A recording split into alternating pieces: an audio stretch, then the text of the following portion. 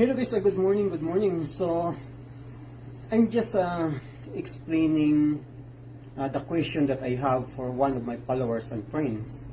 So, he told me that his Honda Odyssey have a misfire for cylinder number 5 and he replaced already the injection, the fuel injector, and still the misfire is a pair.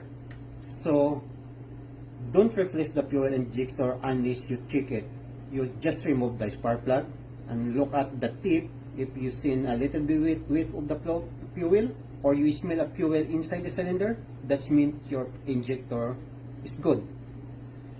For the ignition coil number 2 cause, you can determine if the ignition coil is not working by getting the ignition coil to the replacing to the other cylinder, that's swapping. If the